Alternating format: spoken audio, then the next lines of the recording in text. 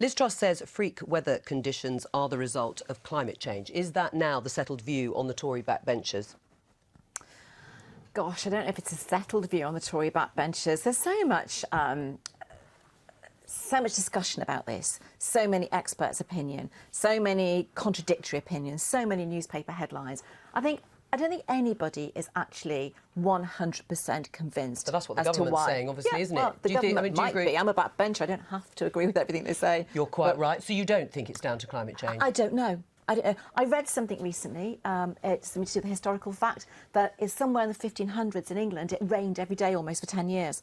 You see, I don't know. I know of a town that was in the 1600s that was completely under flood. So you don't sound convinced. And is it wise then for weather conditions? We do have climate change happening. Obviously, we see that happening in African countries and across the world. Is it man-made? I don't know if what is happening, if Storm Desmond is as a result of climate change or whether it is just a freak weather condition.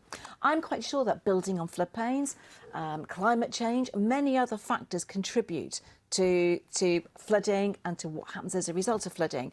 But should we just then accept it and live with it, or should the government now be spending more money and looking at increasing the flood defences that already exist? Absolutely. I think when you see pictures like we have seen this week, I think whatever, and what happens is that we see them in different parts of the country every time something happens. So I think what we have to do is accept the fact that maybe flooding is a part of life in this century, and that we need to, wherever we know there are going to be flood issues, make sure that the money is put into it. But you know, in it's not real going to be terms, once in 100 years, which is what the government has said in the past, because this was unprecedented, admittedly. But it's happening far more frequently, and I think and that may be as a result of climate change. But what I think we need to do is to ensure to put the budget. We've increased the budget. The government has increased the budget in real terms, both year on year.